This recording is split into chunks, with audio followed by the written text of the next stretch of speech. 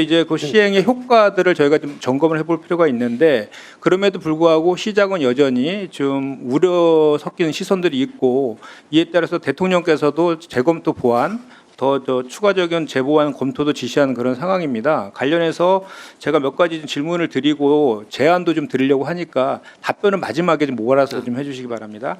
먼저 아주 간단한 질문부터 좀 하겠습니다. 그 PT 보시면요, 이게 지금 ETF라는 명칭이 붙었잖아요. ETF는 분산 투자하는 거예요. 근데 이거는 지금 삼전 릭스에 대한 특정 종목에 대해서 지금 투자하는 거잖아요. 그죠? 고위험 상품이란 말이죠. 그런데 ETF라고 하면 안전적인 상품이라는 인식을 주고 있어요. 그렇기 때문에 명칭부터 그 ETF라는 명칭을 쓰지 않는 것이 좋겠다라는 전문가들의 의견이 있습니다. 이것도 한번 감안해 주시고요.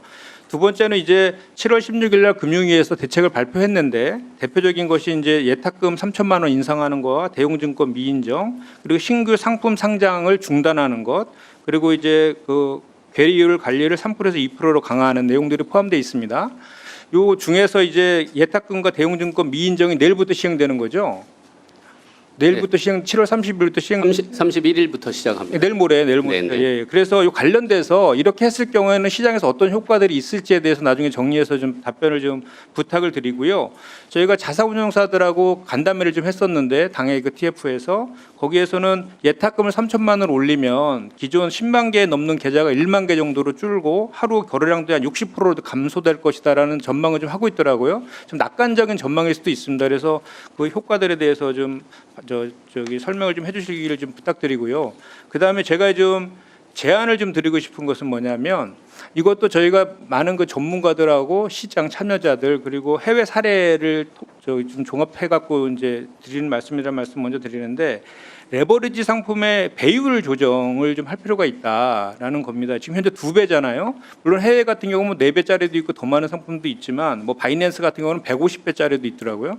어쨌든 2배의 배율을 조정할 필요가 있다라는 의견들이 많이 있습니다. 그런데 그러려면 자본시장법을 개정하는 문제가 좀 있더라고요. 제가 좀 확인해 보니까 그 내용이 이제 저 PT를 보시면 저희 자본시장법 188조 제2항에 보면은 수익자의 이익과 관련된 거는 수익자 총회를 거치도록 그렇게 그러니까 규정은 되어 있지 않는데 해석상 그렇게 지금 그렇게 학계나 금투업에서는 수익자 총회를 거쳐야 된다는 게 일반적인 해석이고 금융위에서도 그렇게 해석하고 있는 거로 본인이 확인을 했습니다. 그러면 이거를 개선하려면 이제 법으로 보완을 해야 되는데 사례가 있더라고. 해외 사례가 바로 홍콩 FAC에서는 이 변동 레버리지 구조 도입이 가능하도록 관련 규정을 정비한 게 있습니다. 그래서 이거를 참조해서 본 의원이 이제 법안을 지금 그 개정을 준비하고 있거든요. 요거에 대해서 금융위도 이러한 제도 개선의 필요성에 공감하는지에 대해서 좀 답변을 좀 해주시고요. 그 다음에는 이제 그 전문 투자자 중심의 거래 제한에 좀 필요성이 있다. 저 PT를 보시면 지금 현재 삼전 릭스를 기초자산으로 발행된 레버리지 상품이 16개가 있는데요. 그 중에 가장 큰 이제 그 상품이 저게 바로 코덱스에서 발행한 SK 하이닉스 레버리지 ETF 상품이거든요. 저기에 투자자들의 그 비율을 보면 그 기관이 21%고 외국인이 38%고 개인이 35%입니다.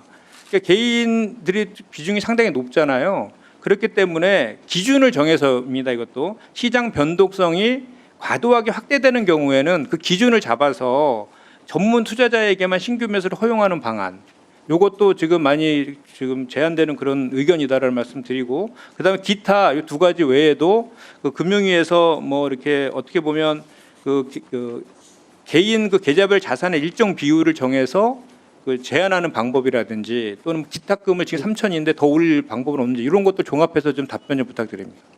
네, 먼저 명칭 말씀해 주셨는데요. 저희들도 처음에 도입할 때 그런 문제점을 인식을 해서 법적 체계로서는 지금 상장지수 집합투자기구라는 그 명칭을 갖고 있기 때문에 ETF지만 소비자들한테 투자자들한테 설명할 때는 거기서 이게 ETF라는 건 보통 분산, 장기 투자 이런 컨셉이 있기 때문에 자칫 오해될 수 있기 때문에 아예 상품명에 ETF는 달지 말라고 그렇게 해놨고요.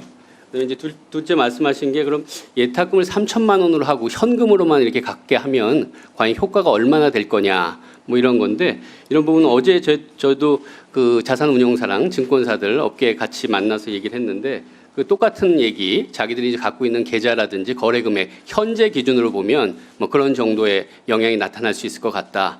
근데 이게 또 이제 시장 상황에 따라서 또 반응 여하에 따라서 달라지는 부분이기 때문에 전반적인 그 시장 참여자의 평가는 꽤 그 효과가 있을 것 같다 그러지만 저희들은 계속 시장 상황을 보면서 필요할 경우에는 필요하다면 더 추가로 올리든지 뭐 하여간에 다양한 방법을 저희들이 고민해 보도록 하겠습니다. 세 번째는 그 배율 조정 문제. 배율 조정 문제는 지금 그 말씀하신 대로 이게 2배가 너무 크니까 그걸 좀 낮추는 거 어떠냐 그런 거는 이제 변동성 완화 측면이라는 부분에서는 효과가 있을 것 같고요. 다만 이제 투자자들이 아까 수익자 총회라든지 이런 투자자 부분을 어떻게 고려할 거냐 이런 부분인데 한번 법안 과정에서 저희들도 같이 살펴보도록 하겠습니다. 그다음에 이제 네 번째로는 개인들이 너무 위험한 상품에 많이 들어오시는 이런 부분들을 어떻게 조절할 거냐. 그런 부분들이 지금 저희들이 이제 교육을 강화하는 거 하나, 그다음에 이제 예탁금을 강화해서 부담 능력이 있는 분들만 이제 들어오시게 하는 이런 방안이 있는데 여기에 대해서 이제 필요하다면 말씀하신 대로 전문 투자자 뭐 여기까지도 할 수 있는 방안 뭐 이런 게 있고요.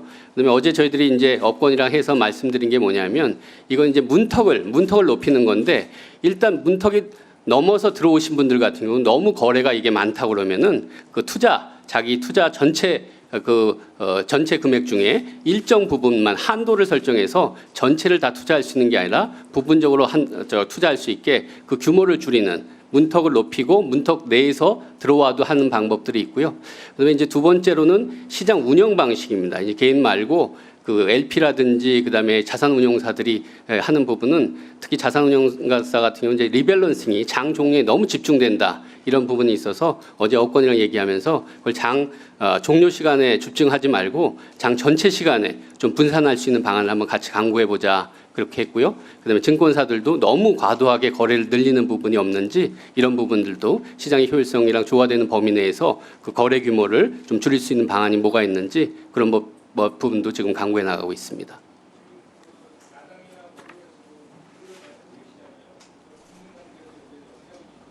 맞습니다. 네, 명심하겠습니다. 네.